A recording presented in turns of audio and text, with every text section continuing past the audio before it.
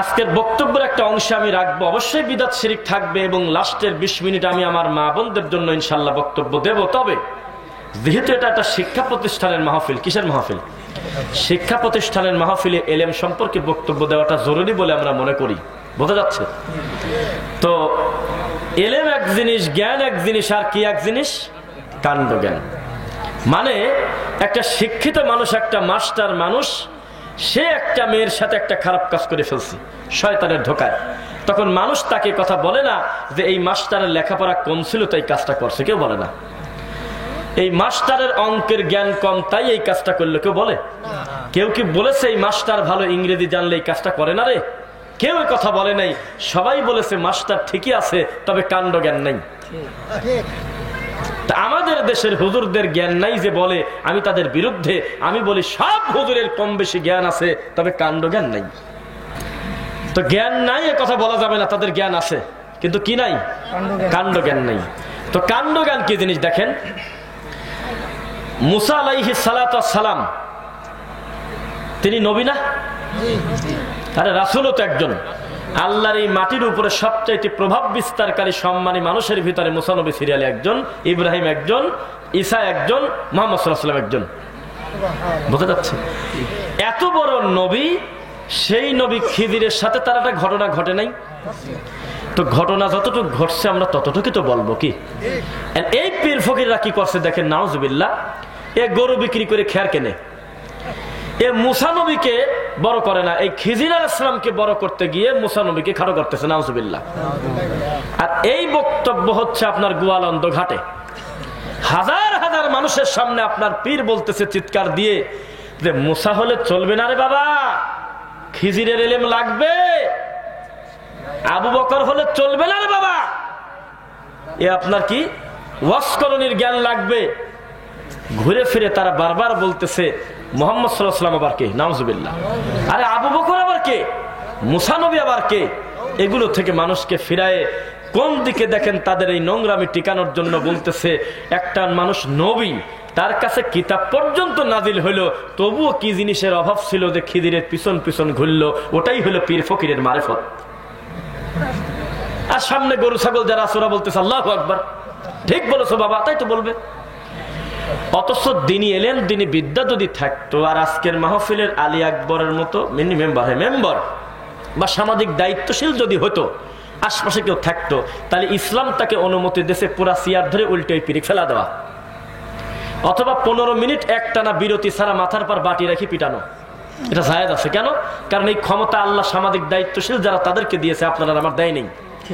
অথবা প্রশাসনিক ভাবে তাকে একটা তুলে দেওয়া, যে হাত দেশে কোন জায়গারে নবীর কথা, কোরআন মাজিদের কথা, যেই কোরআনে খালি মুসা আর ফেরাউন দিয়ে পূর্ণ করা, এত বড় একদম দামি নবীর ব্যাপারে কি কথা বলে?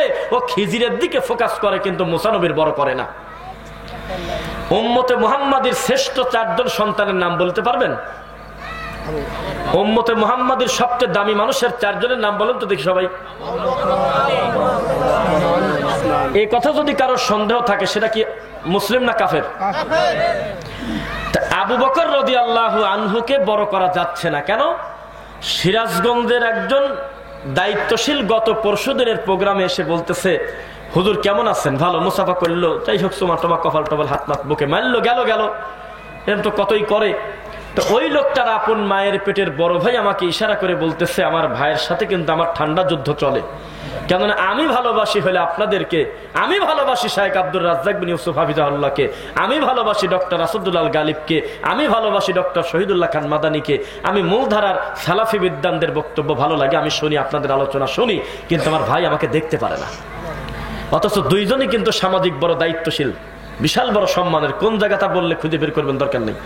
তা আমার ভাইয়ের সাথে আমার একটু দ্বন্দ্ব লাগে, 2 ভাইয়ের মাঝে আমার ছোট ভাইকে একটু দাওয়াতি কাজ করে দেন। আর ছোট ভাই বলতেছে আমার ভাই গোমরা হয়ে গেছে, একটু হেদায়েতের কথা বলে দেন। এই 2 ভাই ঠান্ডা যুদ্ধ চলতেছে। এক ভাইকে আমি বললাম যে আপনার কোনো কথা আমি শুনবো না, আমি শুধু জিজ্ঞাসা করব উম্মতে মুহাম্মাদের সবচেয়ে দামি মানুষের নাম কি? তো কিছুই কয় না। আমি বললাম আবু বকর, তো উনি মাথা নাড়াচাড়া করায় না।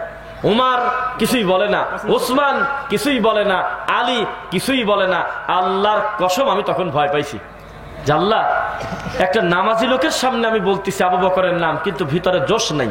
কোন আবেগ নিয়ে হা না কিছু বলে না, নিউট্রাল আছে। ব্যাপারটা কি? আমি তো ভয় নাস্তিক টাস্তিক কিনা এমনি ভাবতেছি।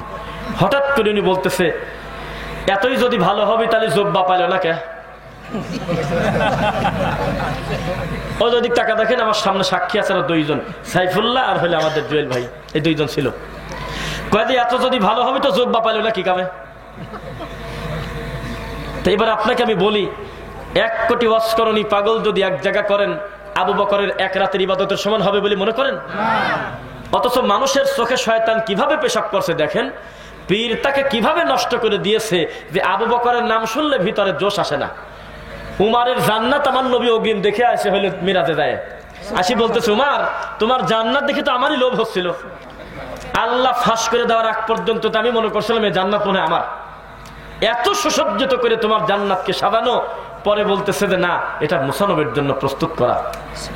তো তোমার সম্মানের কারণে আমি ভিতরে ঢুকি নেই। সুবহানাল্লাহ। এই উমারের নাম নিলাম, লোকটার ভিতরে কোনো ফিলিংস নাই। যেই ওয়াজকরণীর কথা আসছে, লাভ দিতে বলতেছে উনি মারেফতের সবচাইতে বড় সাগরে ডুব দিয়ে আল্লাহর সবচেয়ে বেশি কাছে, সে কারণেই তো আমার নবী তাকে জুব্বা দিছিল।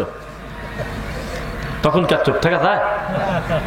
তখন আমরা বললাম যে ওয়াজকরণী আমাদের দৃষ্টিতে, আপনাদের দৃষ্টিতে লোকটা ভালো না খারাপ? তো অবশ্যই সে বলতেছে বিশাল বড় আল্লাহওয়ালা ভালো মানুষ।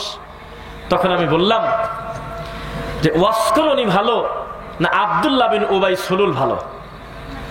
তো কিসের সাথে কি একজন মুনাফিকের লিডার আর একজন হলো জুব্বা পাইছে তার দাবি। তাই বললাম জুব্বা পাওয়া না পাওয়ার সাথে কোনো মানুষ একজন মানুষকে ভালোবেসে অথবা আমার পাশে বসে একজন বক্তব্য শুনতেছে, আমার এমনি ভালো লাগছে, মাথার টুপিটা খুলে তাকে দিয়ে দিছি, না দেওয়া যায় না। কোনো বিশেষ বরকতের আশা আবার করবেন না। অনেক জোকার দেখে এরকম করে, হুজুর আপনার মাথার টুপিটা দেন, গার জামা নিচ্ছে খুলিয়ে, অনেক সময় গেঞ্জি পর্যন্ত খুলিয়ে নেয়। এটা কি বরকতের কিছু? এটা হালাল হারামের কিছু? এই মেন্টালরা বোঝে না। ডক্টর জাকির নায়েকের কাছে লোকজন গেলেই বলে খালি টুপি চায়। তা আবু তোহা আদনান ভাই একটা বক্তব্যে বলল যে আমিও এরকম চায়া ফেলছি যে আপনার মাথার টুপিটা আমার দেন। তখন উনি বললো যে আচ্ছা বিষয়টা কি, তোমার টুপি চাও কি কামে? এত তোমাদের এই বাংলাদেশের লোক খালি টুপি চায়, ব্যাপার কি? তার মানে উনি বুঝতে পারতেছে এটা তো ব্যক্তি পূজা হয়ে যাচ্ছে। মানুষের টুপির ভিতরে, তার কোটের ভিতরে, তার জামার ভিতরে, তার জুতার ভিতরে আলাদা বারাকা নাই? আছে না? তো এই পীর ফকির থেকে এগুলো আসছে। তা আমি বললাম যে প্রথম কথা, ওয়াজকরণী আল্লাহর নবীর জুব্বা পায় নাই, এ কথাই ঠিক। যদি পায়, এই জুব্বা পাওয়ার না পাওয়ার সাথে শরীয়তের হালাল হারামের কোনো সম্পর্ক নাই। এটা ইসলামের কিছু?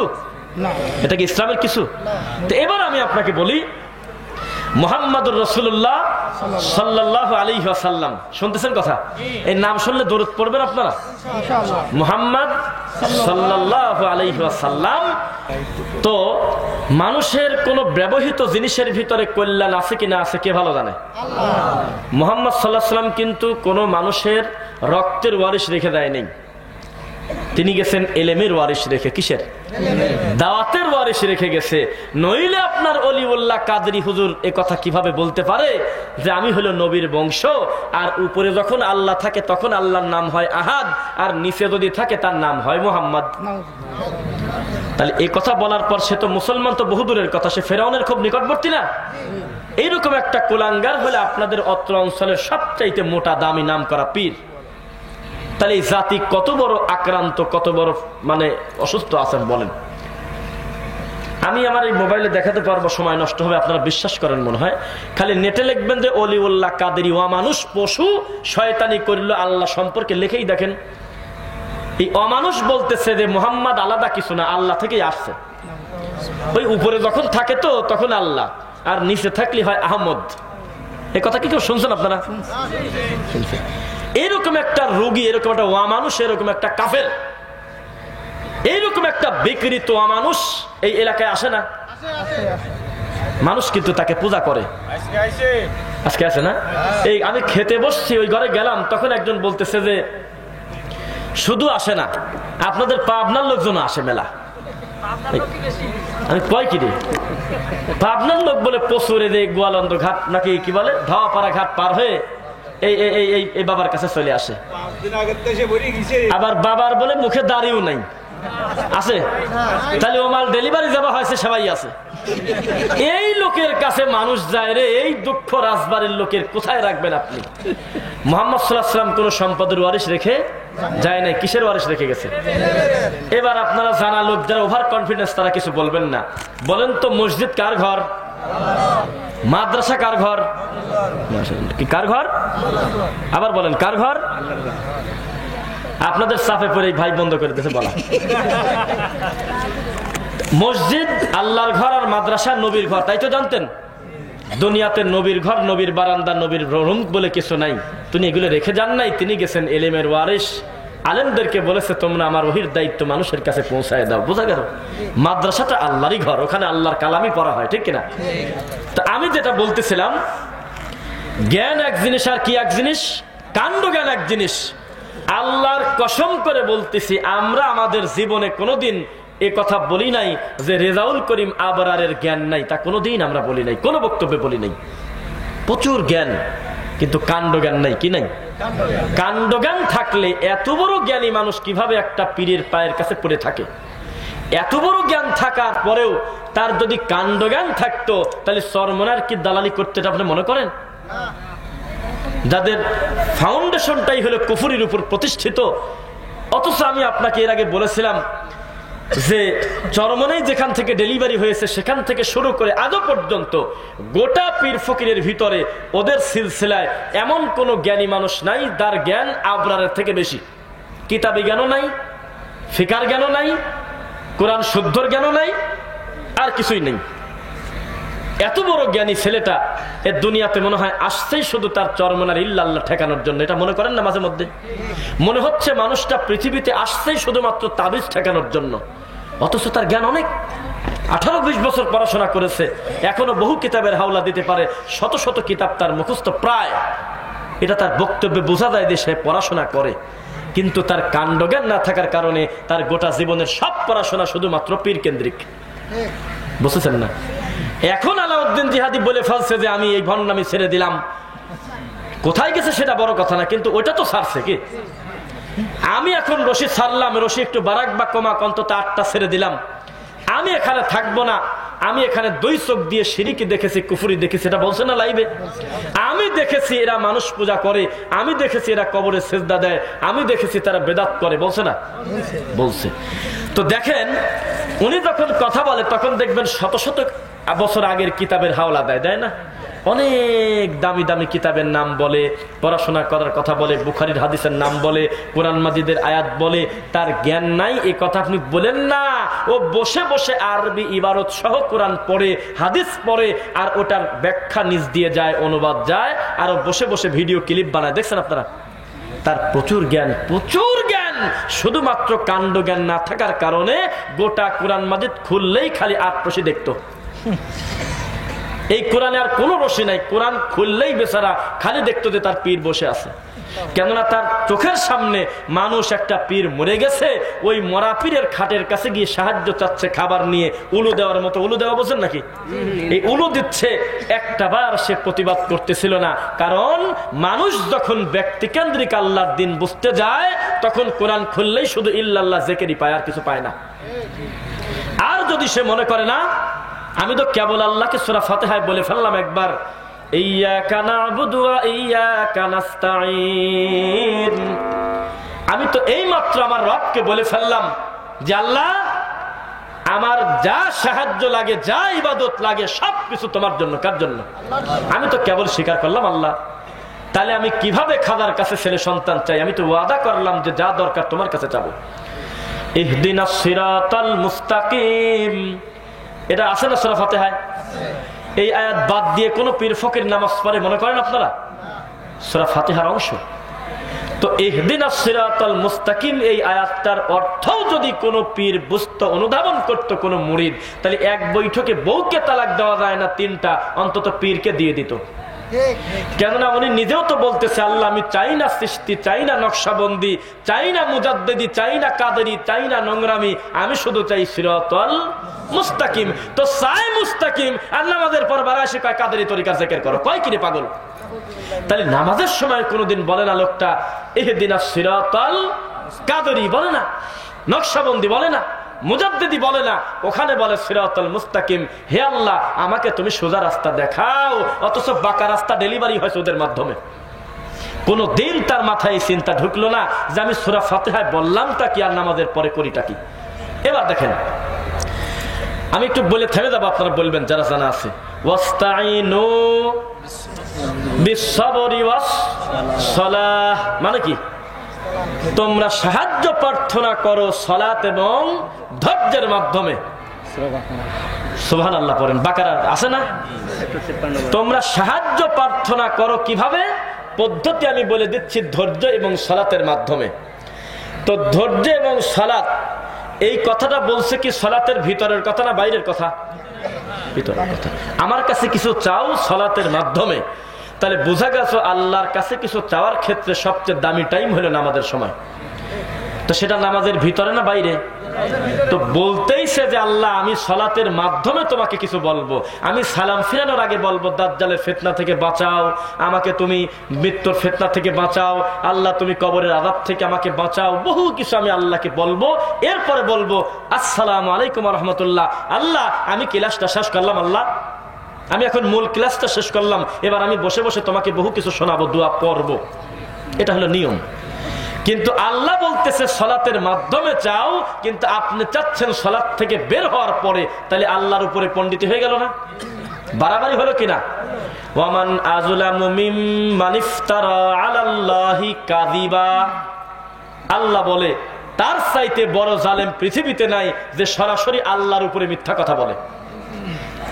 আল্লাহর উপরে মিথ্যা বলে না কেন? না আপনার এই ওলি কাদেরি না কি কাদেরি জানি না, এই হুজুর বলতেছে যে আমাদের কোন মুরিদের জান কবজ মওতের কাজ শেষ করার পরে ফেরেশতারা যখন কবরে হিসাব নেবে, এই সাদা কাগজে যখন দেখবে এটা তো পাক্কা শয়তানের লোক রে, বিনা হিসাবে পেটন ধরা, তো হিসাব কিসের? তা আলোচনার দরকারটা কি? আব্দুর রউফ খুলনা বলছিল যে গান বাজাবে, বাজাও গা, সে বাজা গান বাজাচ্ছে। পরে গান বাজানোর কারণে ও আচ্ছা আচ্ছা শুনলাম যে আপনাদের এলাকায় মেম্বার সাহেব নাকি একটা নিয়ম করেছে আল্লাহর ইচ্ছায়, যে এলাকায় নাকি কোনো বাদ্যযন্ত্র বক্স বাজে না বিয়েতে বা খাতনাতে। না না, এই এলাকার কথা বলতেছে, হয়েছে আলহামদুলিল্লাহ। মিডিয়ার মাধ্যমে বলে দেই, শিক্ষা গ্রহণ করেন।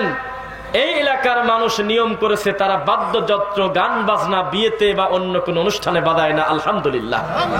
আল্লাহ সুবহানাহু ওয়া তাআলা এই রাজবাড়ি আপনার রথ খোলা বাণীবহ আল্লাহ তুমি সকলকে দিনের জন্য কবুল করো।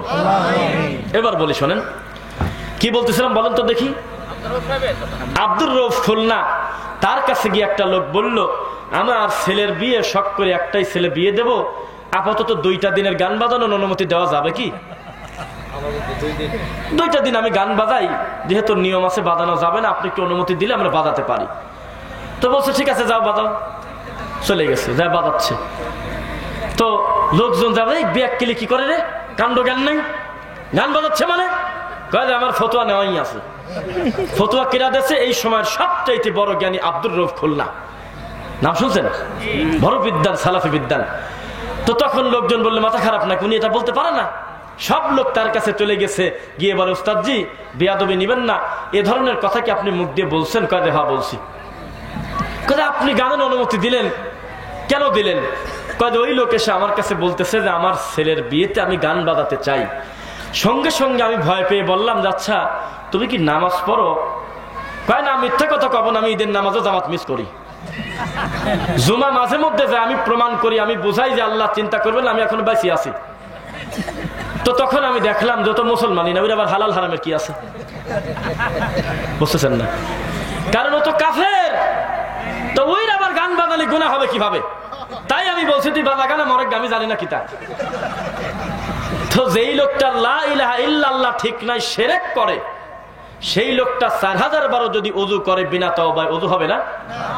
সেই লোকটা যদি 100 রাকাত নফল নামাজ একদিনে পড়ে এক রাতে, আর যদি এই চিন্তা করে যে আল্লাহ আমার কলবে আর যেদিকে আমি তাকাই আমার আল্লাহ সব জায়গা আছে, তার ইবাদতের অবস্থা সেই রকমই। বোঝা যাচ্ছে? আল্লাহ সম্পর্কে স্বচ্ছ ধারণা আমাদের থাকতে হবে কিনা? হবে কিনা? অথচ আপনি যদি সাংবাদিকের মতো যদি মিডিয়া নিয়ে আমাদের এলাকার হুজুরদের কাছে গিয়ে ঘোরেন, দিন ধর্ম জানার বাইরে যারা কাণ্ড জ্ঞান মুফতি আছে তাদের কাছে জিজ্ঞাসা করলে প্রথমে বলবে এটা হলো নাস্তিকের প্রশ্ন, আল্লাহ কোথায় আছে মানে। 2 নম্বরে বলবে আল্লাহ নাই কোন জায়গা, আল্লাহ সব জায়গা সর্বত্র বিরাজমান, বলে নাউজুবিল্লাহ।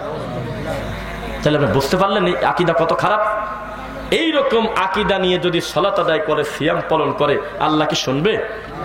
কেননা উনি আল্লাহকেই তো অস্বীকার করে। কথা বুঝতেছেন? আচ্ছা এই দেখেন, তাকান আমার দিক। কাবা ঘরের গিলাফ ধরে আবু জেহেল বলেন তো কি দোয়া করছিল? যুদ্ধে বিজয় হওয়ার জন্য। এই তো তাকান আমার দিক। আমি গেলাম যুদ্ধে সত্যের পক্ষে বিজয় দিয়ে দিয়েন। আল্লাহ করে ঠিক আছে দিয়ে দিলাম, দেশেও তাই। শোনেন নাই কার পক্ষে দেশে? না না না, সত্যের পক্ষে দেশে এই কথা বলেন। কারণ ও তো চাইছিল যে আমি সত্যের উপরে আসি। ও তো বলে নাই যে ফেরাউনের আপনি জয় দিয়েন, আবু জেহেলের জয় দিয়েন, বলে নাই। ও বলেছে আপনি গেলাম আমি যুদ্ধে, আপনি সত্যের পক্ষে থেকেন। আল্লাহ বললেন ঠিক আছে আমিন। আমরা বলতেছি আমিন, আর কি আল্লাহ আমিন বলবে কেন? তিনি তো এটা করে দেবে। সত্যি তাই হয়েছে, পরাজয় হয়ে গেছে। তো এইবার আপনাকে চিন্তা করেন, বেদাতি হুজুররাই কিন্তু দোয়াতে যা যা বলে ওগুলি কিন্তু বাস্তবায়ন হয়ে এই হুজুরের এখন গলার কাটা হয়েছে, তাবিজ উঠে যাচ্ছে। কেননা ওরাই তো আল্লাহর কাছে বলতেছিল ইন্নাল্লাহা লা ইয়াগফিরু আন ইউশরাকা বিহি ওয়া ইয়াগফিরু মা দুনা যালিকা লিমান ইয়াশা ওয়া মান ইউশরিক বিল্লাহি ফাকাদ ইফতারা ইসমান আযীমা। আমাদের থেকে বেশি কোরআন তারা পড়ে, এটা আমার মনে হয়। আপনিও পড়বেন, কারণ তাদের একটা টার্গেট থাকে, সারা বছর যাই করে অন্তত রমজানে 5টা খতম দেওয়া লাগবে। প্রত্যেক 14 মিনিট পর একটা করে পারা মেরে দিচ্ছে। সেই হিসাবে পড়ার ক্ষেত্রে আপনার থেকেও বেশি না কম? অনেকবার আল্লাহকে বলেছে আল্লাহ আতিউল্লাহ ওয়া আতিউর রাসূল উলিল আমরি মিনকুম, আতিউল্লাহ ওয়ার রাসূল ওয়া লা তুবতিলু আমালাকুম। ও বারবার আল্লাহকে বলতেছে আল্লাহ আপনাকে আর নবীকে যদি না মানে তার আমল বাতিল। একাই কয়, একাই আমল বাতিল করে। ও বারবার বলতেছে ফানসুরনা আলাল কওমিল মুনাফিকিন, হে আল্লাহ মুনাফিকদের সাহায্য করেন না, দেয়ও না সাহায্য। ফানসুরনা আলাল কওমিজ জালিমিন। কোরআন পড়তে গিয়ে বেদাতি হুজুর প্রতিদিন পড়তেছে আল্লাহ জালেমদেরকে তুমি আল্লাহ সাহায্য করেন না গো, আল্লাহ সাহায্য করতেছে না। তোর সবে বরাতে রুটি হালুয়া কি করবি কর। আমরা কি কিছু বলছি? কারণ মারামারি করছি? ওদের দোয়াতে ওরাই পড়ে যাচ্ছে, কেননা যার কাছে চাচ্ছে তিনি কে? আল্লাহ। তার পদ্ধতি ভুল হতে পারে, তবে তার নিজের অজান্তেই তিনি আল্লাহকে বলতেছে আল্লাহ সব তরিকা দাফন হোক, সিরাতুল মুস্তাকিমটা ঠিকঠাক নাকি? তাহলে ওই যে একটা কথা, যে ওই গ্রামে একটা কথা প্রচলন আছে, এটা আমি একটু মনে করে দেখি। সেটা হলো যে বুঝালি বোঝে না, বুঝালে বোঝে না। বুঝতে পারলেন? অনেক জ্ঞানী কিন্তু কুল হারায় পায় না। মানুষ মনে করে দিলে তখন তার স্মরণ হয়। তখন কি হয়? স্মরণ হয়। বেদাতি হুজুরদের সাথে কিন্তু আমাদের সিএনজি পাম্পে, মানে গ্যাসের ইয়েতে, এয়ারপোর্টে, ট্রেনে, সিরাজগঞ্জের ফুড ভিলেজে, এই সমস্ত কাউন্টারে মাউন্টারে কিন্তু দাতি বেদাতি মাঝে মধ্যে গোতা লাগে। লাগে না? কারণ উনিও এক মাহফিল থেকে আসতেছে, আমিও আসতেছি, এরকম হয় না? ওই সময় সে আমাদের সাথে যদি সফর করে বা 20 মিনিট কথা বলে, ওই কথা যদি পাবলিক শুনে ফেলতো, বেদাতি হুজুরে পিটে বাইর করে দিত মসজিদ থেকে।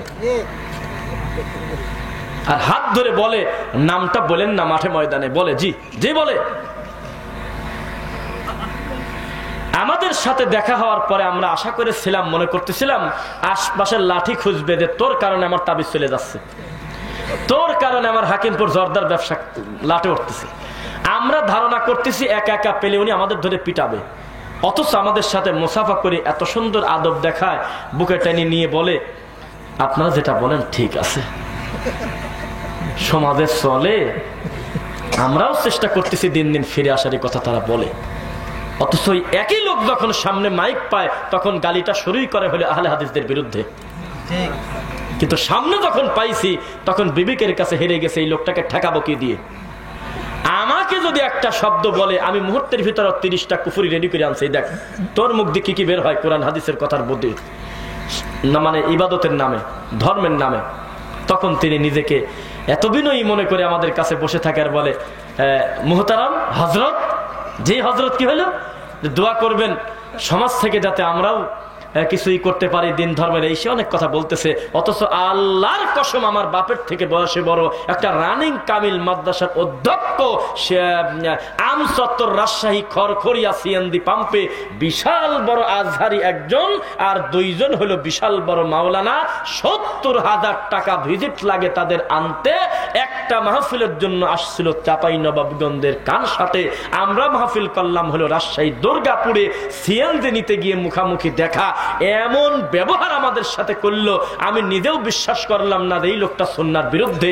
যেই উনি চলে গেল, সঙ্গে সঙ্গে আমার বন্ধু আব্দুল্লাহ বিন ইরশাদ বলতেছে যে আপনি কি চেনেন এই মাল্লাক, চেনেন না কেমন না?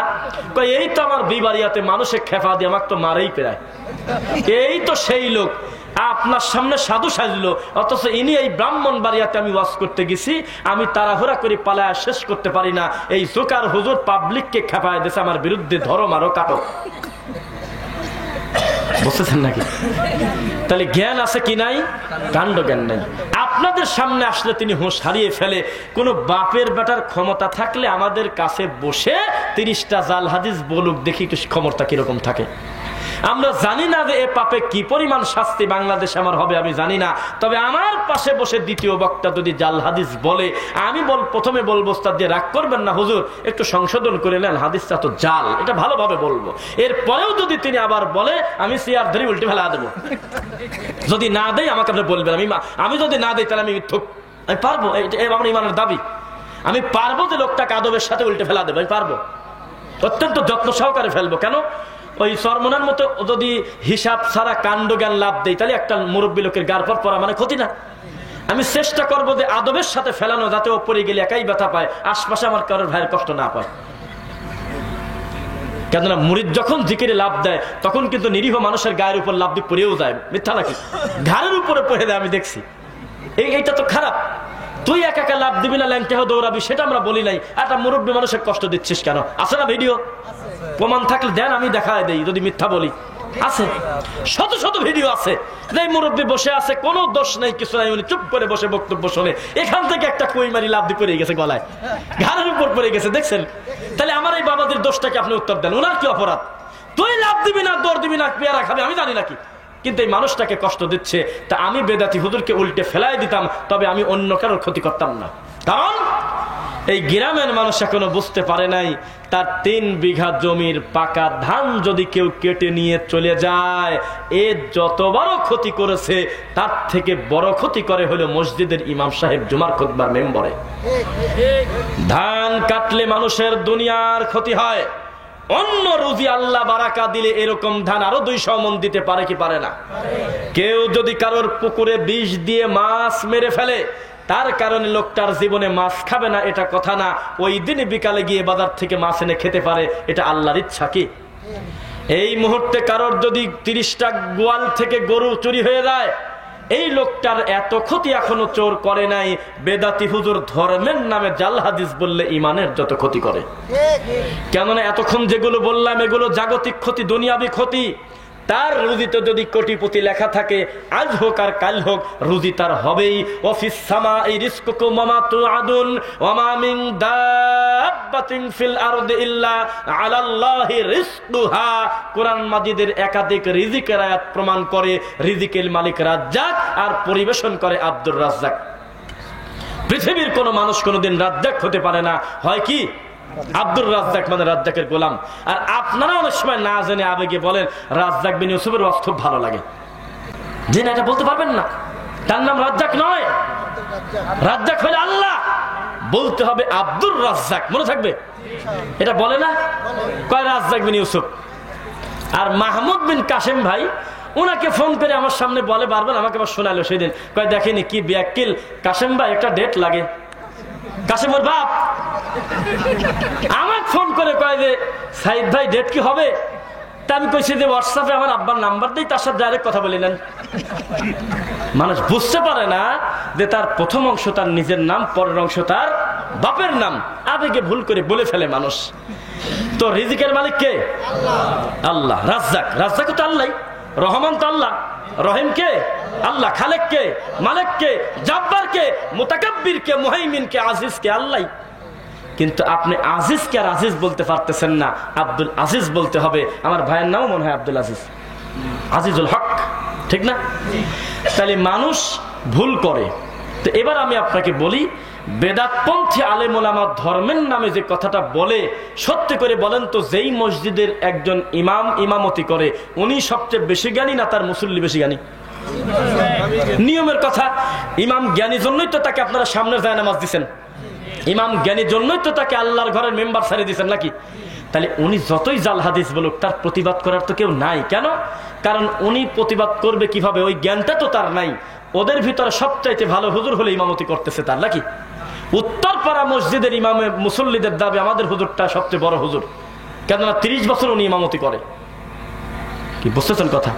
তাহলে এই মানুষটা যখন ধর্মের নামে কোনো কথা বলে, তার সামনের মানুষ সেটাকে ধর্ম মনে করেই করে। এই জন্য বোমা মারলেও এই মিথ্যা অপবাদ দেওয়া ছাড়ে না নবীর প্রতি, যে নবী নাকি সবে বরাতে রুটি হালুয়া খাইছে, দাঁত ভেঙে গেছিল জন্য আমিও খাই। মানুষ মক্কাকে পবিত্র মক্কা বলে না, কিন্তু সবে বরাতকে পবিত্র সবে বরাতের নামে আলাদা করে ব্যানার বানায়। শোনা যাচ্ছে কথা? আমি আপনাকে যে কথা বলি খেয়াল করেন, মুহাম্মদুর রাসূলুল্লাহ সাল্লাল্লাহু আলাইহি ওয়াসাল্লাম, তার মাধ্যমে শরীয়ত পূর্ণ হয়ে যায় নাই? কথা তো বলে না। আচ্ছা, ওইদিকে তাকাচ্ছেন কেন? এটাতে মানুষের একটা দুর্বলতা। মানে একটা বাচ্চাও যদি ক্লাব দিয়ে ওঠে আপনারা শিখ সেদিকেই ফোকাস দেবেন, এটা করা যাবে না। কেউ যদি মারা যায় যেতে দেন, জানাজা আমরা দেব, অসুবিধা নাই। এই তাৎক্ষণিক তার জানাজা পর্যন্ত শরীয়ত বাধ্য করেন, এই টাইম লাগে। সেখানে একটা মানুষ একজনকে ডাকতেছে, তার প্রয়োজনে সব ফোকাস ওই দিকে। রাগ করবেন না, একটু ধমক দিচ্ছে, এটা আপনাদের উচিত না। মানুষের চিন্তাধারা সেই রকম, খুলিকল ইনসানু আজুলা, তাড়াতাড়ি ধনী হওয়া, তাড়াতাড়ি জান্নাতে যাওয়া, তাড়াতাড়ি বেশি নেকি পাওয়া, এটা মানুষের স্বভাব হয়ে গেছে। সামনে 20টা টাক দাঁড়ায় আছে মরার জ্যাম, পিছন থেকে রিক্সাওয়ালাকে বলতেছে জোরে চালা, যাবে কিভাবে? সামনে তো টাক। মানুষের ধৈর্য নেই, সময় নেই হাতে। এই রাস্তাঘাটে চলতে গিয়ে রিক্সা অটোতে যে ধরনের কর্মকাণ্ড করে, তাতে মানবিক যে রাগটা আমাদের ভিতরে আসে, ওটা যদি প্রতিফলন হতো আমরা খোলা মাঠে চলতে পারতাম না। এমন বিয়াক্কেলি কাজকাম করে। আর অটোওয়ালাদের সবচেয়ে বড় অস্ত্র আছে, এই অস্ত্রের কাছে আমরা গাড়ি নিয়ে যারা চলি তারা আমরা পারি না। তাদের অস্ত্র হলো মাফ করে দেন। আর আশপাশের লোকজন ওদের পক্ষই নেয়। গরিব মানুষ সারাদিন পর পাই 500 টাকা, ছাড়িয়ে দেন। গিলাসটা ভাঙেছে, বুঝলাম 15,000 টাকার ক্ষতি করছে, 15,000 টাকা তো 3 মাসেও আয় করতে পারবি না। তখন আমাদের ফকিরের মতো মাথাটা নিচের দিক করে আমাকেই ওকে বলতে হয়, ওই গাইবান্দার সিদ্দিকের মতো, আমারই ভুল হয়েছে, ক্ষমা করে দাও। কথা বুঝছেন তো? বেদাতে হুজুরের কর্মকাণ্ডে মাঝে মধ্যে আমাদের মনে হয়, আল্লাহ, মানুষের যদি আত্মহত্যা করা জায়েজ থাকতো, আল্লাহর ভয় যারা করে, একদল মানুষ এই বেদাতি কর্মকাণ্ড মেনে নিতে না পেরে বহু আগে আত্মহত্যা করতো, কিন্তু জায়েজ নেই, এটা হারাম। চোখের সামনে বেদাতি কথা মেনে নেওয়া যায়? এবার আপনাদের একটা কথা বলি, একবারে কাটায় কাটায় মিলবে। আমি আর আমার ভাই আজকে থেকে 10 বছর আগে ইমাম সাহেব কি বক্তব্য দিচ্ছে, এটা কি ভালো না মন্দ, সেটা আমরা বুঝতাম না। মনে করেন উনি যাই মুখ দিয়ে বলতে আমরা মনে করতাম একটা আলেম মানুষ ওয়াজ করতেছে, আর আমরা শুনি আমল করবো, এটাই তো। তখন আমরা ঘন্টার পর ঘন্টা হুজুরের মুখের খুতবা শুনছি, আমাদের কষ্ট হয় নাই। কিন্তু যখনই আমরা ভালো আর মন্দ বোঝার একটু কম বেশি আল্লাহ জ্ঞান দিয়েছে, যখন আমরা জাল হাদিস আর সহি হাদিস বলে কিছু আছে বুঝে গেছি, তখন আমরা জুমার খুতবায় গিয়ে 15 মিনিটও আমাদের ক্ষমতা হয় না, ধৈর্য হয় না চোখের সামনে বেদাতি হুজুরের এই মিথ্যা কথা শোনা। বুঝতেছেন না? তাই তো লোকটার বাড়ি হলো ফরিদপুর হামজা মসজিদ থেকে 30 কিলো ফাঁকে, কিন্তু আল্লাহর ভয়তে লোকটা 30 কিলো পার দিয়ে এসে আল্লাহর ঘরে এসে সহি কথা শোনার জন্য দাঁড়ায় থাকে। লোকটার বাড়ি 50 কিলো 20 কিলো ফাঁকে, কিন্তু আল্লাহর দিনের স্বার্থে লোকটা কষ্ট করে পায়ে হেঁটে দূর থেকে আরো কত মেহনত করে মসজিদে হামজা রাদিয়াল্লাহু আনহু মসজিদে এসে উনি বসে থাকে যে ফরিদপুরের এই মসজিদে আল্লাহর প্রতি অপবাদ দেওয়া হয় না, জাল হাদিস বলা হয় না, এখানে যেই বক্তব্য দিক না কেন তার ভাষা যাই হোক, তবে তিনি কোরআন হাদিসের বাইরে বক্তব্য দেয় না, এই আশায় লোকজন আসে, ঠিক কিনা? কিন্তু বিয়েই বাড়িতে যখন আপনি যাবেন, অথবা আমার এই অ্যাডভোকেট ভাইটাই যখন অন্য কোথাও গিয়ে কোন প্যাসে পড়ে গেছে, খুতবা শুনতে হবে, জুমার নামাজের টাইম হয়ে গেছে, ওনার ধৈর্য হবে না যে বেদাতি হুজুরের মুখে 5 মিনিট মিথ্যা কথা শুনতে। কারণ উনি না জানলে ভিন্ন কথা বিষ খাওয়া যায়। চোখের সামনে জানা দেখতেছি, আল্লাহ এই হুজুরটা কেবল মুখ দিয়ে আমার নবীর প্রতি অপবাদ দিচ্ছে রে, তখন খারাপ লাগে না ভালো লাগে? হয়তো কিছু বলতে পারি না, সামাজিক ক্ষমতা আমাদের নাই, তবে ভিতরে কষ্ট লাগে, রাগ হয়। এই রাগটা ওই হুজুরের প্রতি না, এটা ইমানগত কারণে রাগটা হয়। কি কিসের কারণে? ইমানের কারণে আর মনটা চায় না যে এই বক্তব্য আর 2টা মিনিট শুনি। ও কিভাবে বলতে পারে আমার নবীকে হরিণের গাছের সাথে বাঁধা হইলো? আমার ইসলামী বিদ্যা যদি থাকতো, আমি তো মনে করি ফ্যান্সের মাকড়ুর থেকেও বেশি খারাপ। আমার নবীর প্রতি কেন অপবাদ দেবে সে? আপনার নবীকে নিয়েও যদি কেউ একটু ব্যঙ্গ করে, আপনার যদি ব্যথা না লাগে, আল্লাহর কসম করে বলে আপনি পূর্ণাঙ্গ ইমানদার এখন হতে পারেন নাই। বুঝতেছেন না? হ্যাঁ, শোনো আশেকে রাসূলুল্লাহ, এই শব্দটা নবীর সাথে যদিও যায় না, আশেক মাসুক এই শব্দটা চলে না, তারপরেও আমি বলতেছি তোমরা যারা আশেকে রাসূল আসো, আমার এই বক্তব্য শোনো। যেই মুসলমানের নবীকে কষ্ট দেওয়ার কারণে তার ব্যথা লাগে না, পৃথিবীর যে কোনো মানুষ আমার নবীকে নিয়ে একটু কটু মন্তব্য করলে যার কষ্ট লাগে না, ওটা মুসলমানই না। শুধু তাই নয়, কেউ যদি তার নিজের কলিজার মতো নবীকে ভালোবাসে, তবুও কম হয়ে গেছে, বাসতে হয়তো কলিজা থেকে বেশি। লা ইউমিনু আহাদুকুম হাত্তা আকুনা আহাব্বা ইলাইহি মিন ওয়ালিদিহি ওয়া ওয়ালাদিহি ওয়ান নাসি আজমাইন। কেউ যদি তার নিজের থেকে, পরিবার পরিজন থেকে, সারা পৃথিবী থেকে, নিজের জান থেকে যদি আমার নবীকে পূর্ণ বেশি ভালো না বাসে, ওটা পূর্ণ মুসলমান না। তো আমাদের সমাজের মানুষ মনে করছে নবীকে বড় করতে গিয়ে যে কোনো কথা বললে অসুবিধা নেই, কারণ আমি তো বড়ই করলাম। আরে আমি জানি এটা মিথ্যা কথা যে আদম নবীর নাম দুহাই দিয়ে ক্ষমা পায় নাই, তিনি রব্বানা যালামনা বলে ক্ষমা পাইছিল, তাতে অসুবিধাটা কি? আমি তো নবীকে বড়ই করলাম। ঠিক আছে, আমরা স্বীকার করলাম যে জাকারিয়া নবীকে গাছের ভিতরে করে ফাড়ে নাই, তারপরেও যে তার নামে বললাম, তাতে তো বড়ই করলাম, খাটো তর করি নাই। ঠিক আছে, ধরে নিলাম নবীর পথে বুড়ি কাঁটা দেয় নাই, তো তারপরেও আমরা একটু বানায় বলি, এতে তো নবীকে খাটো তো আর করলাম না, বড়ই তো করলাম। আচ্ছা ঠিক আছে, আমার নবী ওই ইহুদি তাকে গাছের সাথে বাঁধে নাই, এটা বলতেও খারাপ লাগে। মানে আপনি কোন জাতি মুসলমান যে আপনার নবীকে দড়ি দিয়ে বাঁধতেছে, অথচ আপনার পায়ে স্যান্ডেল আছে, আপনি জীবনে স্যান্ডেলও খুললেন না। ঘন্টার পর ঘন্টা বক্তব্য চলতেছে আমার নবীকে হরিণের গাছের সাথে বাঁধলো, আপনি কেন তাকে বললেন না এর হাত দেশে কোন জায়গায় আমার নবীকে গাছের সাথে বাঁধে, এ কয় কি রে? কারণ আপনার ধর্মীয় সেন্টিমেন্ট কাজে লাগিয়ে, আপনার বলদের বলদামিকে কাজে লাগিয়ে, আপনার গুরুত্ব কাজে লাগিয়ে ওই হুজুর মনে করছে ধর্মের নামে যা বলবো তুই তাই খাবি, কারণ তুই যেদিন থেকে আমার মুরিদ হয়েছিস সেদিন থেকে তোর বিবেকের দাঁত নাই, আমি আক্কেলের দাঁত মুরিদ করার দিন বাড়ি ভেঙে ফেলা দিছি। আমি শনিবারে বলবো, রবিবার তুই বলবি ঠিক, আমি বৃহস্পতিবারে বলবো, মঙ্গলবার তুই বলবি ঠিক। খারাপ পৃথিবী যদি বলে সোমবার, আমি মানবো না। আমার ঠাকুর যেহেতু বলেছে, আমার পীর যেহেতু বলেছে বৃহস্পতিবার, তাই হবে। পীর মুরিদ মানেই হলো বিবেকের দাঁত থাকা যাবে না, হ্যাঁ কে না, না কে হ্যাঁ বলতে হবে। সমস্ত লোক বলবে আজকে শনিবার, আর পীর বলে দেবে ভারতের ফুরফুরা থেকে, শোন আজকে রবিবার। ওই মুরিদ জীবন দিয়ে দেবে, হাসতে হাসতে বিষ খাবে, তবুও সে শনিবার মানবে না, রবিবারই তাকে বলতে হবে, কারণ কথাটা বের হয়েছে তার ঠাকুরের মুখ দিয়ে। এটা হলো আমাদের দেশের অবস্থা। আপনি রাগ করবেন না, প্রতিটা কথা কিন্তু রেকর্ড আছে। আপনার মানুষ হিসেবে যদি কোনো কিছু ভয় করে থাকি, তা আপনার থেকে বেশি ভয় হলে এই মিডিয়াগুলো দেখে, ওরা ওই অংশটুকুনি নেবে। আমি যদি কোনো ভুল করে থাকি, ওই অংশটুকুনি কাটবে, যেইটুক নিয়ে আমাকে জাতির সামনে খাটো করা হয় অথবা বেশি মানুষের কাছে পৌঁছানো যায়। সেজন্য আপনি নিশ্চিত থাকেন, আমি ইচ্ছা করে কোনো কটু কথা মুখ দিয়ে বলবো না, ইনশাআল্লাহ। বুঝতেছেন আমার কথা? তা আপনার ভয় আমার ভিতরে একটুও নাই যে এই রাজবাড়ির লোক না জানে আমাকে ধরে মারে। আরে এটা তো 15-20 জনের ব্যাপার, আর এখানে যদি আমি কোনো কটু কথা, ভুল কথা বলে ফেলি, কোটি কোটি মানুষ আমাকে রাস্তায় খুঁজবে যে উনি মিথ্যা কথা বলছে, উনি অমুক করেছে, ওনাকে ধরো, বলবে না? ভালো কথা বলি তো টিকে পারেনি, ভালো কথা বলি কি ঠিক আছে? পরিস্থিতি খুব জটিল। আমরা বিবারিয়া বাঞ্ছারামপুর নাম শুনছেন? ওখানে একটা ফেরিঘাট আছে, নারায়ণগঞ্জ 2500। বিবারিয়া কি বাঞ্ছারামপুর একটা ফেরিঘাট, সেই ফেরিঘাটে হারে একটা হিন্দুও যদি দেখে যে 3টা টুপিওয়ালা তার দোকানের ব্রেঞ্চ পরি আছে, খালি বসছে, উনি পারলে একটু মুছে দেয় যে না, লোকটা বসে থাকুক। আর আমি বসলাম, তুই আমাকে জিনিসটা ঠিক আছে বা যাই হোক, 3 জন বসছি, 3 জনের মুখেই দাড়ি। আমরা একটু ওই টোলের উপর বসছি, যেহেতু টোল দিছি কিন্তু সিরিয়ালে দেরি হবে গাড়ি যাওয়া, তাই ওই লোকটা কি করছে জানেন, আস্তে আস্তে গান বাজতেছিল। তা আমরা মনে করছি গানটা খুব দ্রুত বন্ধ করে দেবে, হুজুর মানুষ আমরা বসলাম, বিকট শব্দে গান বাজাইছে। আল্লাহর কসম করে বলতেছি, বিকট শব্দে গান বাজাইছে, সাক্ষী আছে, আছে না? তখন ভাই বলতেছে কি লাঠি কি বের করবাম না, থাকে ওকে এই মুহূর্তে দাঁড়ার উপরে বিচার করার মতো পরিবেশ আমাদের আছে ইনশাআল্লাহ। আল্লাহ আমাদের সামর্থ্য দিয়েছে, আমাদের ভাইয়েরা আছে, কারণ সেটা তো অন্যায় করেছে, কিন্তু আমরা তা করবো না। কেন? কারণ আমরা এখান থেকে উঠে চলে যাই, এটা তো আমাদের এখানে বসে থাকা জরুরি না।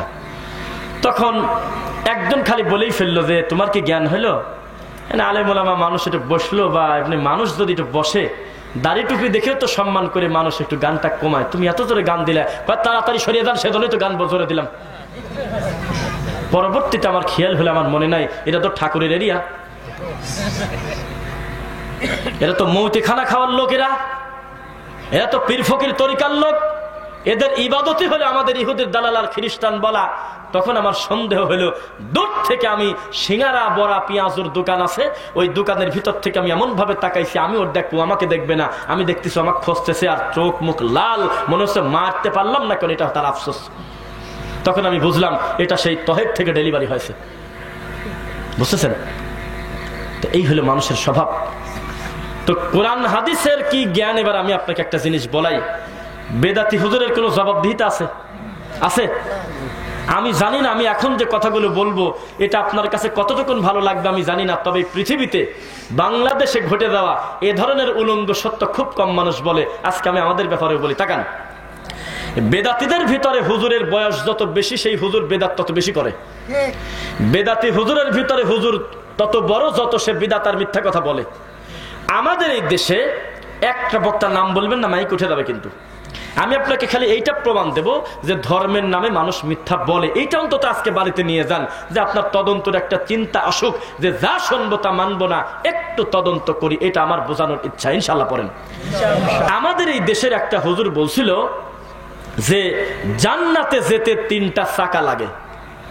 যেহেতু রিকশার 3 চাকা, যেহেতু অটোর 3 চাকা, যেহেতু বিমানের 3 চাকা, জান্নাতে যেতে 3টা চাকা লাগে।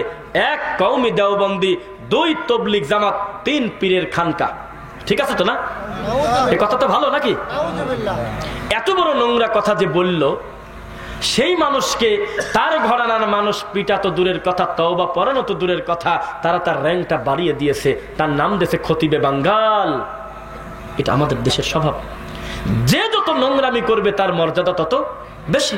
এই হুজুর জেল খেটে বের হওয়ার পর মনে করলাম, যেহেতু বাপের বয়সী মানুষ, সম্ভবত তার ভিতরে একটা ভারত্ব আসবে, ফাজলামো মনে হয় করবে না।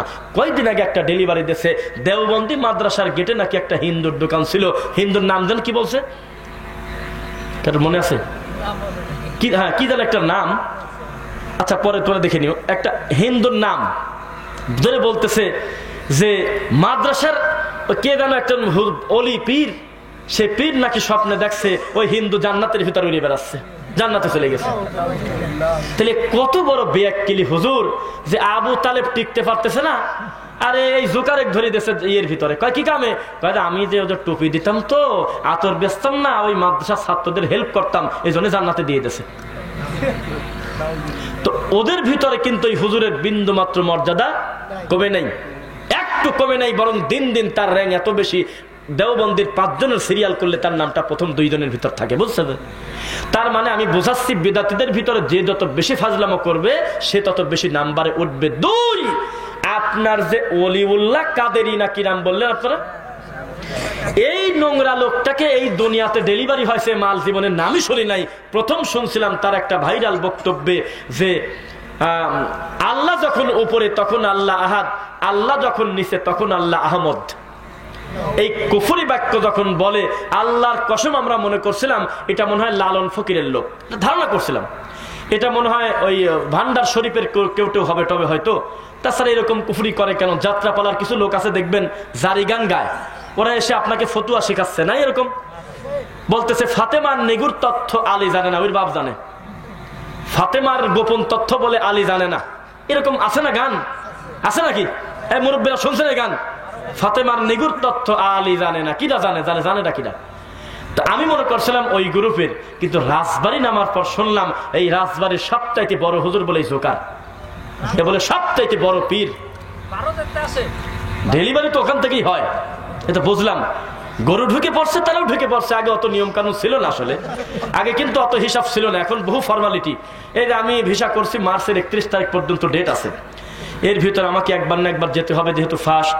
2 নম্বর কথা, আমি গেলে আমার ভেরিফিকেশন হবে, ওখানে গিয়ে মাহফিল করার অনুমতি হবে না। মুমতাজুল ইসলাম একজন আলোচক আছে, চেনেন না, খুব ভালো আলোচক, উনি আমাদের ভাই, উনি বারবার চেষ্টা করতেছিল আমাকে দিয়ে পরিবেশ করার, কিন্তু থানায় যা অনুমতি নিতে গেছে কয়দা দেবো না, কয় উনি যদি বলুন তো লোকে তো দিয়ে দিতাম, কেউ চেনে না বোঝে না, শিকির আওয়াজ করতেছে কতই তো এরকম খেয়াল করে না, কিন্তু উনি আসলে আমাদের একাধিক ফোন আসবে, একাধিক ঝামেলা তৈরি হবে, মানুষটার জীবনে আসতে পারবে না, আসি বেড়া চলে এলাকা ওয়াজ না করে, আল্লাহর কসম সে ওয়াজ শেষ।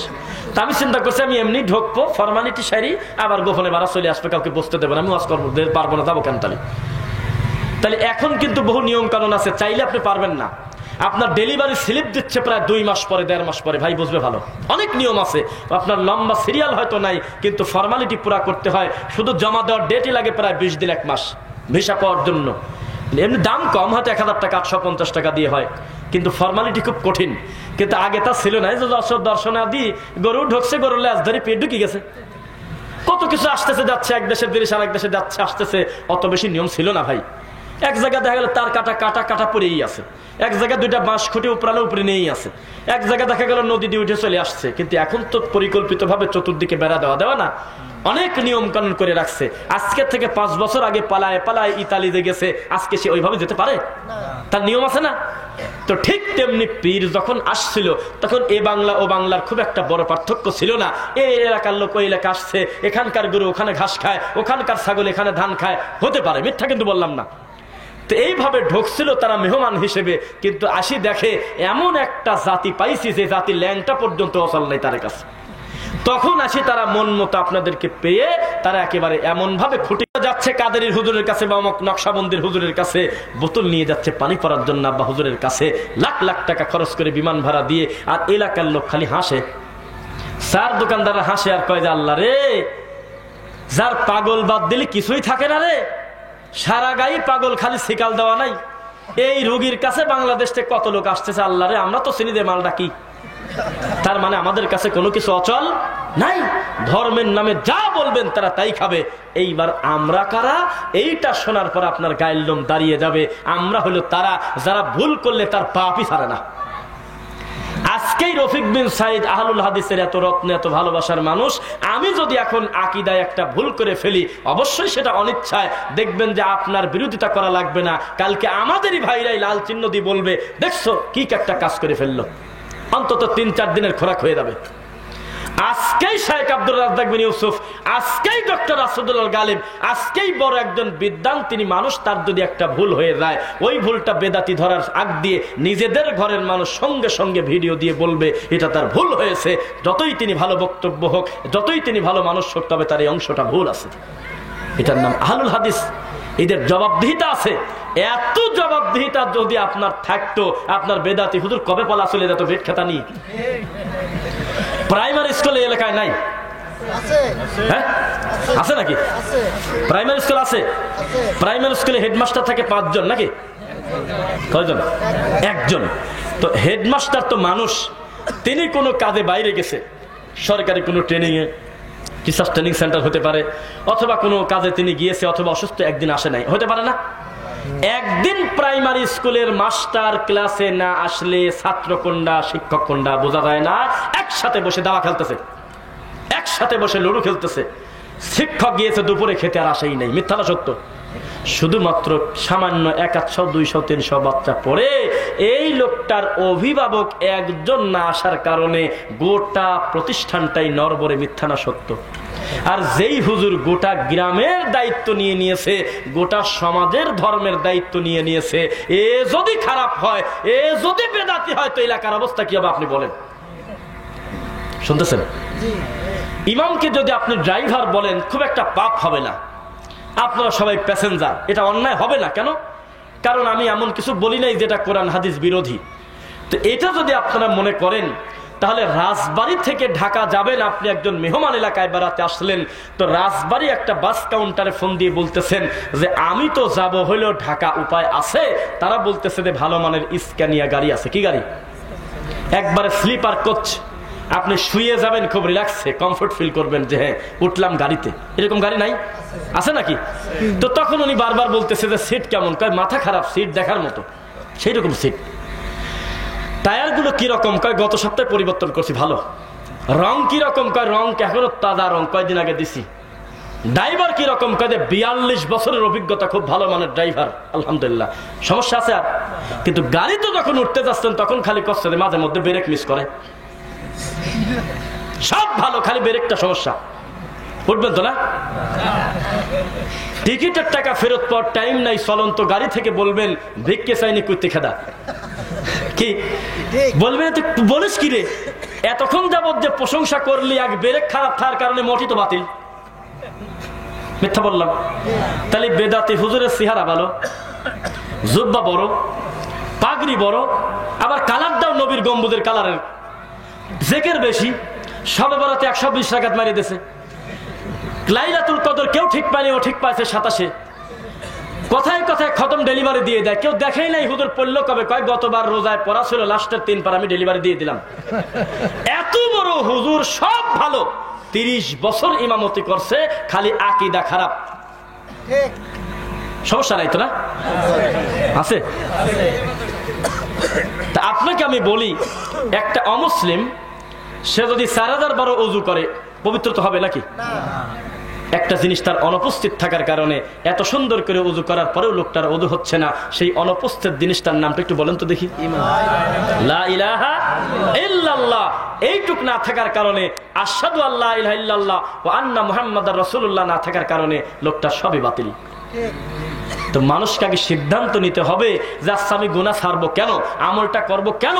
তার ভিতরে যদি কিউরিসিটি না থাকে, তার ভিতরে যদি এই চিন্তা না থাকে যে কেন, কি কারণে করব, নেকি আছে কিনা, আল্লাহর সন্তুষ্টি আছে কিনা, কর্মটা সত্যি নবীর কিনা, এইরকম গবেষণা যদি তার না থাকে, আমি যদি তাকে গরু বলি আল্লাহর কসম কম হবে, আমি যদি তাকে শুকর বলি কম হবে, আমি যদি তাকে চতুষ্পদ জন্তু বলি কম হবে, আল্লাহর কসম আল্লাহ বলতেছে এগুলো বলো না, বালহুম আদল, বলো যে চতুষ্পদ জন্তুর চাইতে খারাপ।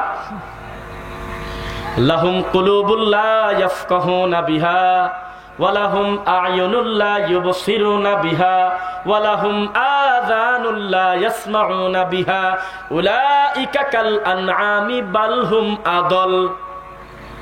যারা অন্তর আছে, বোঝার জিনিস বোঝে না, খালি ফায়সা জিনিস বোঝে। যাদের কান আছে, শোনার জিনিস শোনে না, বাজে জিনিস শোনে। যাদের চোখ আছে, দেখে না, উল্টা জিনিস দেখে। উলাইকা কাল আনআম, একবার বলে তারা চতুষ্পদ জন্তুর মতো, আবার বলতেছে বালহুম আদল, না তার চাইতেও খারাপ। কারণ চতুষ্পদ জন্তুর বিচার হবে সামান্য একটু সময়ের জন্য। শিং ছিল না, শিংটা বাড়া দেওয়া, আর ওর শিং ছিল, শিং ভাঙিয়ে দেওয়া, পিটায় একটু প্রতিশোধ নিয়ে আবার তাদেরকে মাটির সাথে মিশিয়ে দেবে। এটা সাময়িক একটা ব্যাপার, তারা মাটির সাথে মিশে যাবে। কিন্তু মানুষ খালি মারের চোটে বলবে ইয়া লাইতানি কুনতু তুরাবা, আল্লাহ এত পিটানো পিটাচ্ছেন, আজকে যদি আমরা অন্য কিছু হতাম তো মাটির সাথে মিশে যেতাম। মায়ের ছোটে বেদাত হোক, শিরিক হোক, যারা আল্লাহকে নিয়ে কটু কথা বলেছে, দিন মানে নাই, তারা বলবে লা ইয়ামুতু ফিহা ওয়া লা ইয়াহয়া, এ কি বিপদে পড়লাম, এ তো মরিও না বাঁচিও না, একটু পর পর পিটানি শুধু বাড়ে, তবে সে মরতেছে না, তবে সে বাঁচতেছে না। বোঝা যাচ্ছে আমার কথা?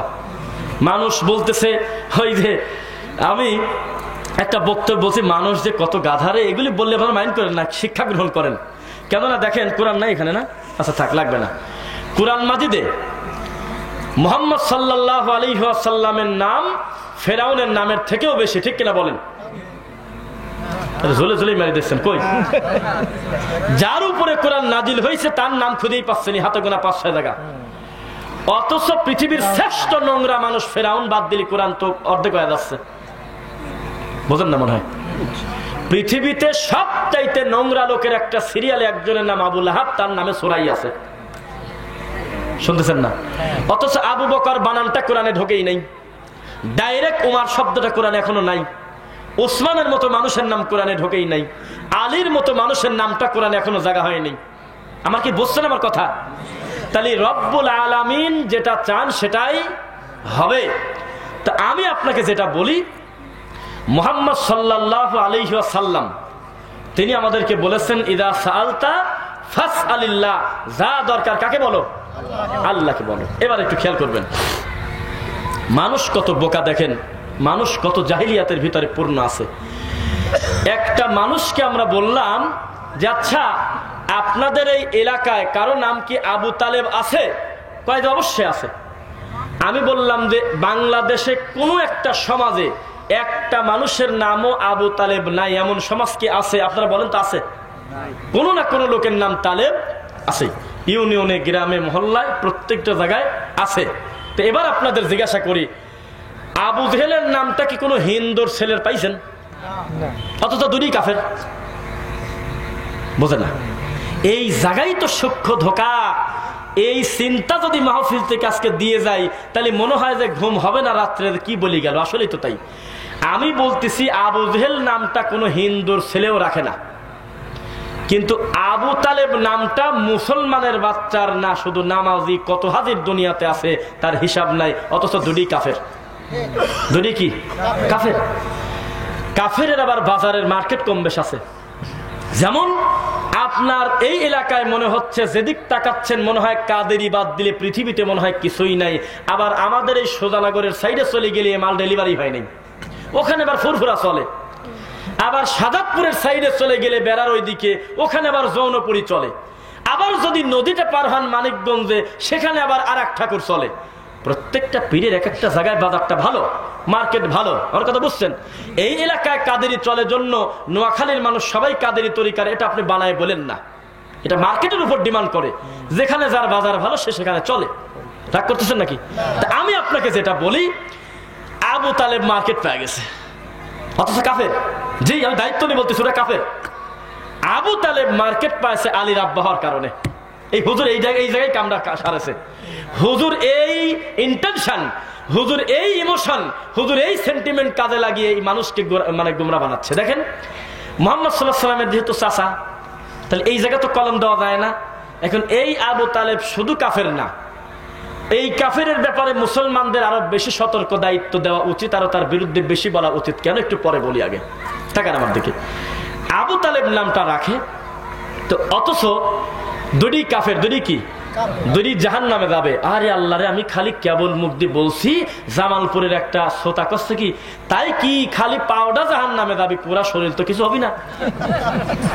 আমি শুনি কয় কিরে ডাকাত, জাহান্নামে যদি কারোর আংটি পরিমাণ ঢুকে পড়ে বা আঙুল ঢুকে পড়ে, তার শরীরের মাথার মগজ কিভাবে টকবক করে চলবে তা মানুষ জানে না। সম্ভব? আর এই কষ্টে খালি পাও ঢুকবি, আর ফেরাউনের মোটি ঢুকতে কয় কিরে, জাহান্নামে কি 2 মিনিটের জন্য যাওয়া যায়? এটা কি কেউ চাবে নিজ থেকে? এইবার আপনাকে আমি বলি, আবু তালেবের পরিস্থিতি আরো ডেঞ্জারাস কেন জানেন? একটা হিন্দু জাহান্নামে গেলে সহ্য হয়, কারণ তার দেবতার সংখ্যা কত? তার দেবতার সংখ্যা কত? 33 কোটি। বাড়া দিচ্ছেন নাকি কাকা? কত? 33 কোটি। একটা খ্রিস্টান জাহান্নামে গেলে সহ্য হবে বর্তমান, কেননা সে মরিয়মকে বলছে আল্লাহর বউ, অথচ আল্লাহর কোন স্ত্রী নাই।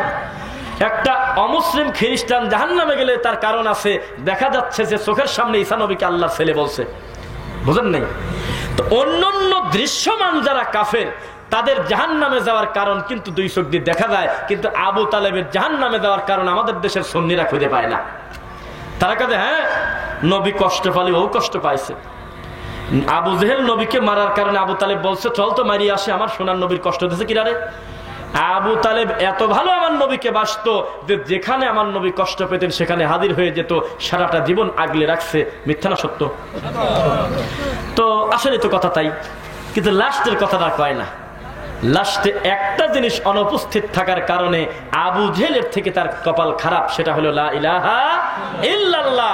আমার নবী বলছিল, চাচা আমি বলি নাই যে আপনার জাগতিক অন্যায় আছে, আমি স্বীকার করলাম যে আপনি আমার কষ্টে কষ্ট পান, আমি স্বীকার করতেছি আমি হাসলে আপনি হাসেন, আপনি এত ভালোবাসেন, আপনার চোখের সামনে এই উম্মতে মুহাম্মাদের শ্রেষ্ঠ সন্তানের একজন হলো আপনার ছেলে, আমার মেয়ে পর্যন্ত তার সাথে বিয়ে দিছি, তারপরে আমার চাচাতো ভাই। এত ভালোবাসার মানুষ আপনার ছেলে আমার, আর আমি বলতেছি যে আপনি স্বীকারও করলেন, মানুষকে বলেও বেড়ান আমার অসাক্ষেতে মোহাম্মদ খুব ভালো লোক রে, কিছু দিলি ওই রকমই রাখি দেয়, মিথ্যা কথা বলে না, খুব ভালো, আমার ভাতিজা খুব ভালো। তা আমি যদি সত্যি ভালো হই, তাহলে আপনি লা ইলাহা ইল্লাল্লাহ পড়তে দোষটা কোন জায়গা? আপনি বলেন তো দেখি।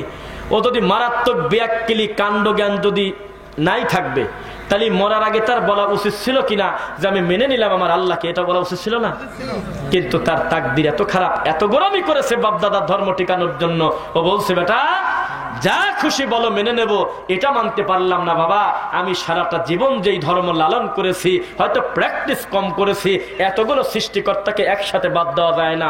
অন্তত কিছু থাক, লাত থাক, মানাত থাক, উজ্জাত থাক, আমি আবু লাহাবের নীতির উপরে, আবু জেহেলের নীতির উপরেই আমি মারা গেলাম। তাহলে আপনি বলেন তো দেখি, সমাজে আবু তালেব মার্কা অমুসলিমের সংখ্যা বেশি না আবু জেহেলের সংখ্যা বেশি? বুঝতেছেন সূত্র? কারণ আবু জেহেলের শয়তানি কিন্তু দুই চোখ দিয়ে দৃশ্যমান দেখা যায়। তাহলে যে কেউ চাইলে কিন্তু তার থেকে বেঁচে থাকার সুযোগ আছে, কিন্তু আবু তালেবের শয়তানি দেখা যায় না। এই আবু তালেব মার্কা লোক হলে আপনার এই কাদেরি জুকা। কেন যেদিন লোকটা বলছে যে উপরে আল্লাহ, নিচে যে মুহাম্মদ, দুইজন কিন্তু আলাদা, কেউ না একই। এই কথা বলার পর কোনোদিন কেউ মুসলমান থাকে এটা আপনার মনে হলো? এটা মুসলমান থাকে? এটা তো পায়খানার টাঙ্কিতে পড়ে গিয়ে আতর খোঁজার মতো। এত বড় কুফরি বাক্য বলে মুখ দিয়ে তওবা ছাড়া হাজার হাজার মানুষের দায়িত্ব নিয়ে নিচ্ছে, এর থেকে জাহিলিয়াত আর কি হতে পারে? কথা বুঝতেছেন?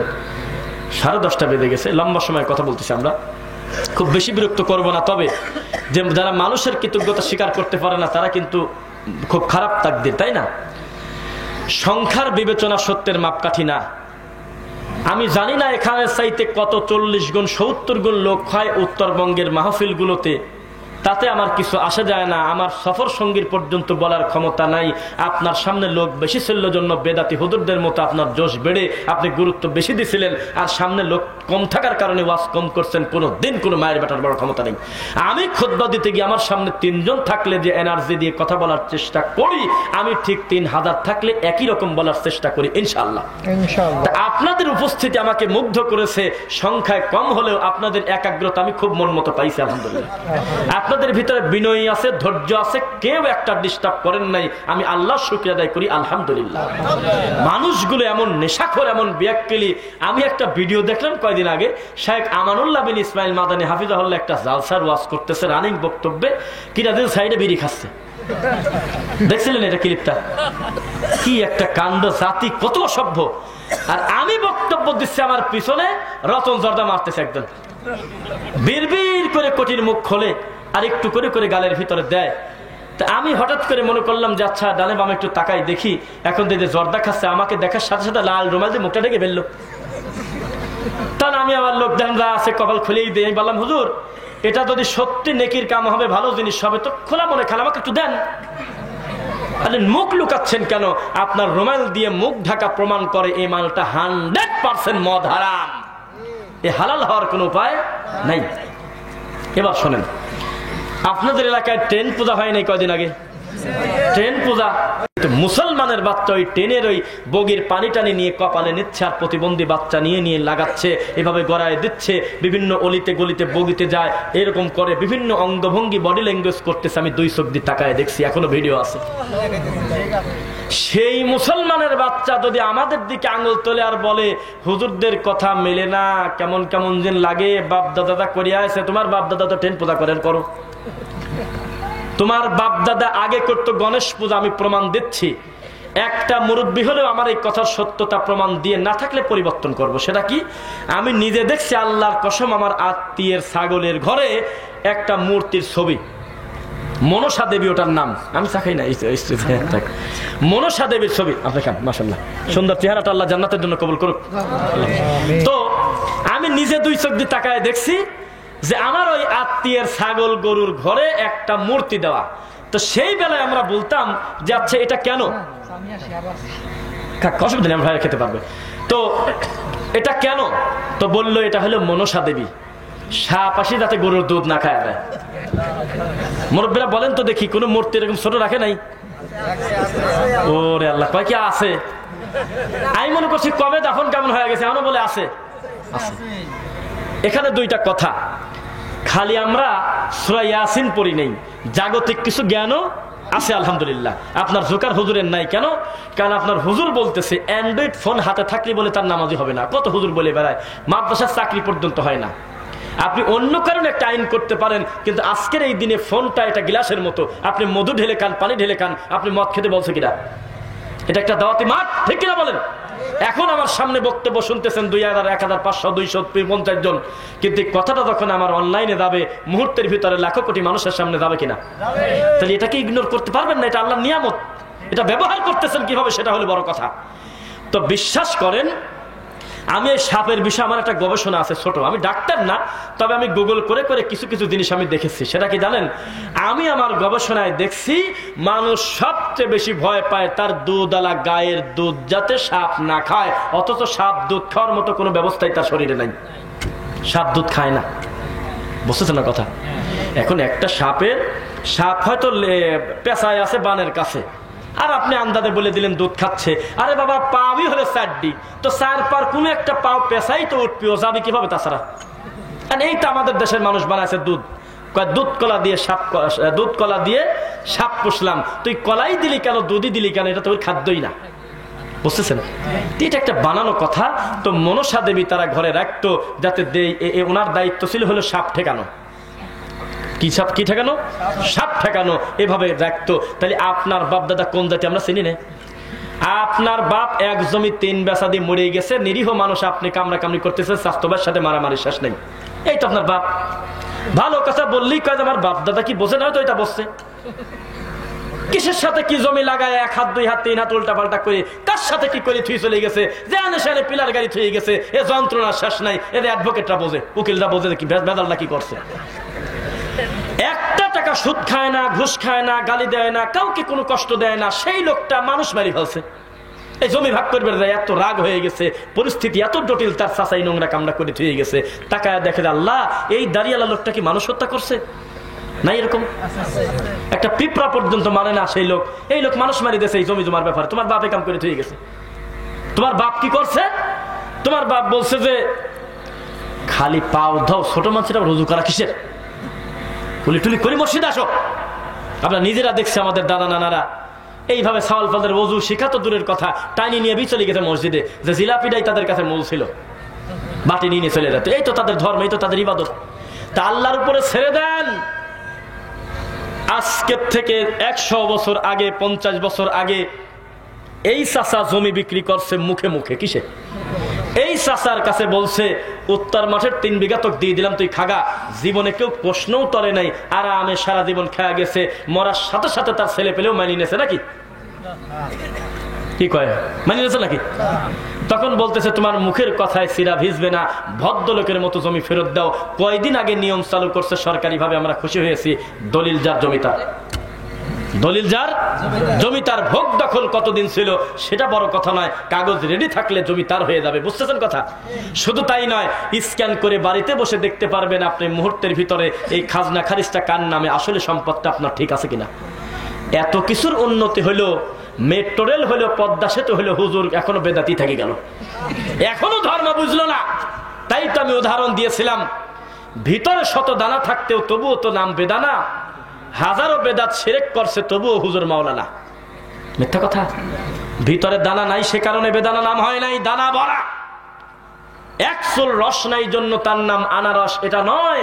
পূর্ণ রস থাকার পরেও তার নাম আনারস। আপনাদের ভাষায় মনে হচ্ছে মহাখালী মানে বিশাল খালি। মহাখালী মানে মনে হয় মানুষ তো নাই, গরু ছাগল পর্যন্ত নাই, গাড়ি তো দূরের কথা। অথচ সবচেয়ে বেশি জ্যামের জায়গা হলো মহাখালী। নাম সাথে তোমার সম্পর্ক কি আছে? নাম যেটা হওয়ার সেটা তো হয়েই গেছে, তুমি ভালো হওয়ার চেষ্টা করো। রাজশাহীতে আছে আম চত্বর একটা জায়গা, 3-4টা আমের ছবি দেওয়া আছে বড় করে, আছে না? আগামীকাল সকালে আম 3টা পিটায় ভেঙে পিয়ারার ছবি দিয়ে দেন গা, তবুও পিয়ারা চত্বর হবে না, আম চত্বরই থাকবে। একবার এক নাম উঠে গেলে সে আর হয় না। নাম হলো রহমান, আব্দুর রহমান বলবো, রহমান রহমান কয়। নাম হলো রহমত, রহমত আছে নাকি? কত সুন্দর সুন্দর নামের বিকৃতি করেছে, মরা পর্যন্ত লোকটা সে নামই আছে। দুঃখের কথা কাকে বলি, আমার এলাকায় একটা গাড়ি আছে, মাটি টানা গাড়ি, নাম হলো কৈত্তে গাড়ি। আছে এলাকায়? এলাকা আছে? নাম শুনছেন? না না, নাম শুনছেন নাকি? কৈত্তে গাড়ি না, অন্য এলাকায় আছে, শুনছেন নাকি? আমি এখন ফোন দিয়ে শোনাতে পারবো, পাবনা সুধানগরে, হ্যাঁ আছে না? কালকে ফোন দিবেন যে গাড়ির নাম হলো কুত্তা গাড়ি। তা আমি একটা বক্তব্য দিতে গেছি, আমার কাছে একটা লোক মনের দুঃখ কাগজে লেখছে, হুজুর আমি কোরআন হাদিস মেনে চলার চেষ্টা করি, কিন্তু এলাকার লোক আমাকে কুত্তা মিজান কয়। কুত্তা ফারুক কয়, তাই ভাবছি খুব বড় ধরনের কোনো পাপে আক্রান্ত কিনা এই ধরনের। বলে যে আমার পাপ হলে আমার 3টা মাটি টানা গাড়ি আছে, গাড়িটার নাম হলো কুত্তে গাড়ি। এই জাতি কত বড় অসভ্য। বিসাল ইসমুল ফুসুক বাদাল ঈমান। কেউ যদি কোনো মুমিনের নামকে বিকৃতি করে ডাকে, এটা বড় ধরনের কবিরা গুনাহ, ফাসিকি ঈমান চলে যেতে পারে। এই নোংরা কাজ থেকে আল্লাহ যেন আমাদেরকে হেফাজত করে। তাহলে আপনি কি বুঝতেছেন যে আমরা বক্তব্য দেই আসলে কাদের সামনে? আর বেদাতি হুজুর বক্তব্য দেয় কাদের সামনে জানেন? শ্রোতা হলো ল্যাংটা, বক্তা হলো হাফ প্যান্ট পরা, ইমাম হলো 3 কোয়ার্টার পরা। জি, নইলে আল্লাহর ঘরে বসে সে কিভাবে বলতে পারে যে জর্দা খাওয়া মাকরু, তাবিজ কোরআন হাদিস দিয়ে লিখে দিলে জায়েজ আছে? বলে কোন জ্ঞানে? কিভাবে বলতে পারে এই কথা? কিভাবে বলতে পারে যে আপনি চিন্তা করবেন না, আপনার মাকে আমি ভালোবাসি, যেহেতু মরে গেছে আমি আমার ছাত্র দিয়ে 2টা খতম মারি দেব? বলতে পারে কিভাবে? এই সাহস তার হলো কিভাবে? পৃথিবীতে এমন কুরিয়ার সিস্টেম নাই যে আমি পড়লে আরেকজনকে ডেলিভারি দিয়ে দেওয়া যাবে। এই সিস্টেম কোরআন হাদিসে কোথাও নাই। যার যারটা তারপর মান করা আল কোরআন বিল হারফি ফালাহু আশরু আমসালিহা। প্রত্যেকটা হরফ উচ্চারণ করলে আল্লাহর কাছে কয়টা নাকি?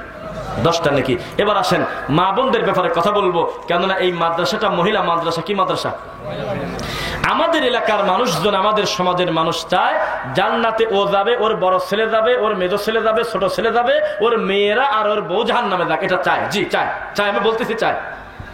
কেননা মার্কেট খোলা, সিনেমা হল খোলা, বাজার খোলা, তারপরে নাচের আড্ডাখানা খোলা, কিন্তু মহিলাদের জন্য আল্লাহর ঘরটা বন্ধ। মিথ্যা না সত্য?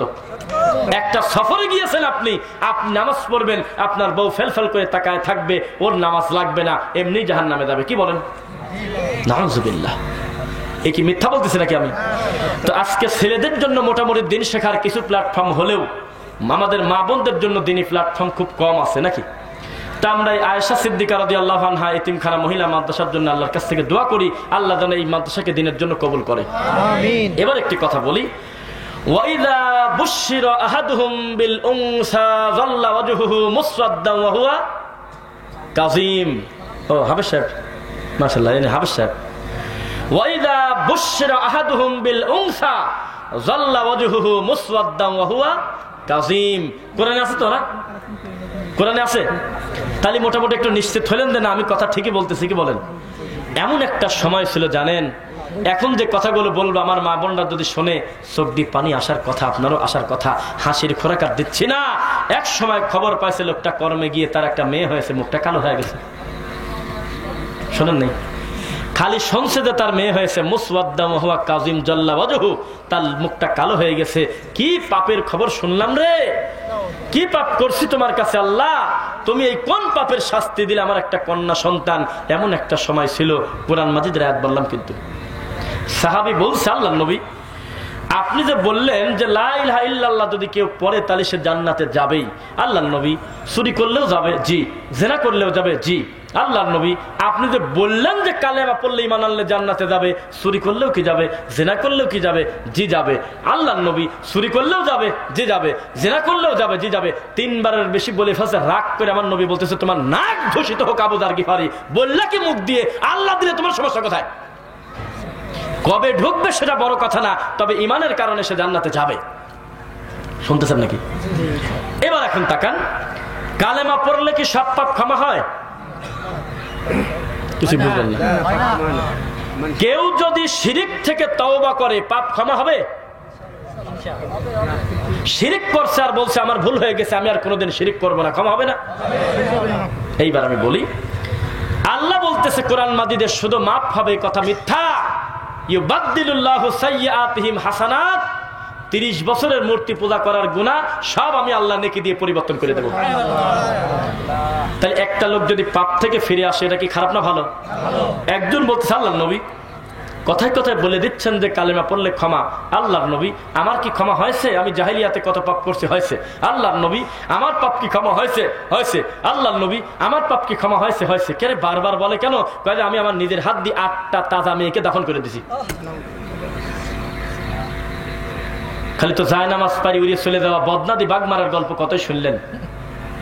কত নোংরা কথা এই রাজবাড়ি, ফরিদপুরে, পাবনা, তারপরে আপনার এই যে পাংশা, এই সমস্ত এলাকায় যে কি চলে এটার আর শেষ নেই। দুঃখে এগুলি বলা যায় না। আল্লাহর নবী 8টা মেয়েকে আমি তাজা মাটির নিচে গাড়িছি, মারিয়ে দিছি, আমার কি এর পাপ ক্ষমা হয়েছে? আমার নবী বলল, তাই 8টাই মারছো তুমি?